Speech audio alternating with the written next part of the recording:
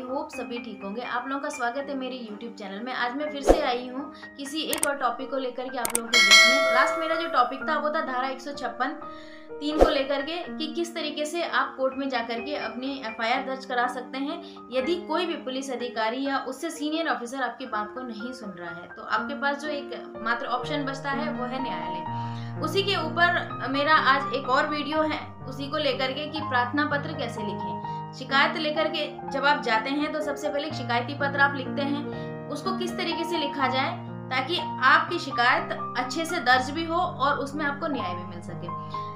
कई बार लोग ये गलतियां कर देते हैं कि कुछ ऐसी अननेसेसरी चीजें अपनी प्रार्थना पत्र में लिख देते हैं जो उनको नहीं लिखनी चाहिए, जैसे कि चीज को बड़ा चढ़ा के लिख देना।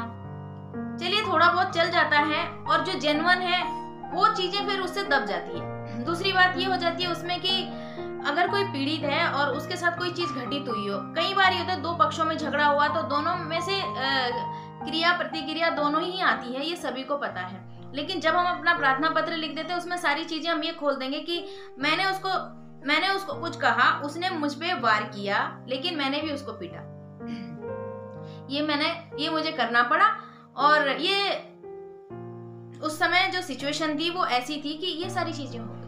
लेकिन यही चीज आपके लिए नेगेटिव हो सकती है, क्योंकि आप शिकायत लेकर के जा रहे हैं, आप पीड़ित हैं, तो आप वो बात वहां बताएंगे जो आपके साथ घटित हुई है। आपने उनके साथ क्या किया है वो बताने का काम दूसरे बंदे का है, आपका नहीं है।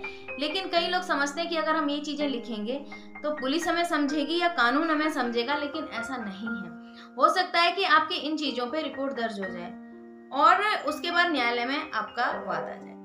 लेकिन उसमें क्या रहता है कि कोर्ट में यही बारीकियां देखी जाती है कि सामने वाले ने, शिकायतकर्ता ने गलतियां क्या की, और कई बार आपके उन्हीं गलतियों की वजह से एफआईआर तो दर्ज हो जाती है लेकिन केस वहीं शट डाउन, कोर्ट तक वो आपकी फाइल आती नहीं है, सिर्फ एफआईआर उसमें लगती है, फाइनल रिपोर्ट, चार्जशीट दाखिल नहीं होती है। अक्सर कई मामलों में ये चीजें देखी गई है।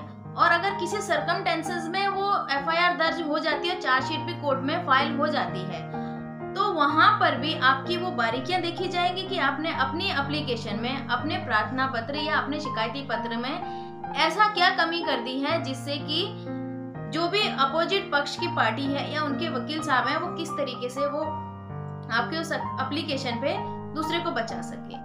ये एक बहुत ही महत्वपूर्ण बात है और ये सभी को समझना चाहिए कि जब भी आप कोई एप्लीकेशन लिखते हैं तो अपने किसी भी लीगल पर्सन से सलाह जरूर लें, किसी ऐसे व्यक्ति से सलाह जरूर लें जिनको इन सब चीजों के बारे में ज्ञान हो, और जानकारी लें कि अगर आपके साथ कोई बात घटित हो गई है तो उस पर अपना प्रार्थना पत्र या शिकायती पत्र कैसे तैयार करें।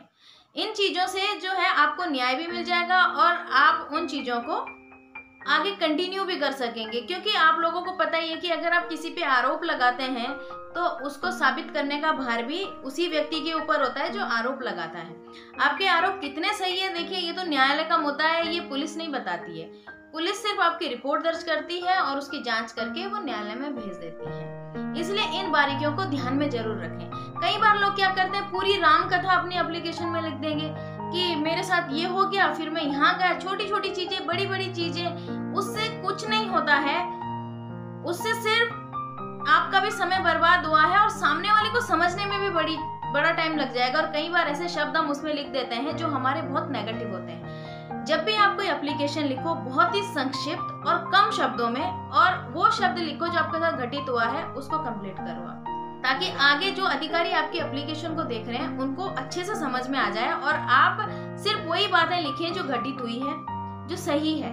वो अननेसेसरी कोई भी बात को उसमें डालने की जरूरत नहीं है, क्योंकि आप अननेसेसरी डालेंगे तो आपके लिए नेगेटिव है। और ऐसी कोई भी बात जो आप कह रहे हैं कि ये चीजें हुई हैं, और कई बार ये होता है कि कुछ चीजें सिर्फ हमारी जुबान से ही जो हम बोलते हैं उसी को सही माना जाता है कि हमारी जुबान ही हमारी गवाही है और हम इसको साबित खुद कर रहे हैं, क्योंकि मैं खुद इसकी चश्मदीद गवाह हूं और मैं खुद पीड़ित हूं। लेकिन कुछ बातें ऐसी होती हैं जिसे साबित करना बहुत मुश्किल होता है कि आपने किसी पे कोई भी ऐसा आरोप लगा दिया कि माना आपने कहा कि सामने वाले व्यक्ति ने मुझे बहुत मारा तो है आपको, लेकिन आप साबित कैसे करेंगे उस चीज को? आपका कोई मेडिकल हुआ है, मेडिकल में वो इंजरी होना बहुत जरूरी है।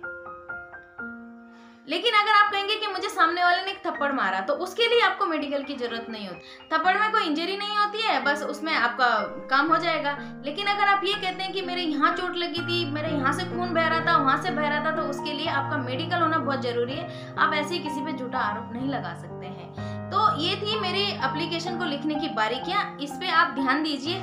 आगे अगर आप लोगों को लगता है कि मैं और चीजें आप लोगों को बता सकती हूँ, तो आप जरूर मुझसे पूछ सकते हैं। आज के लिए सिर्फ इतना ही। Thank you so much.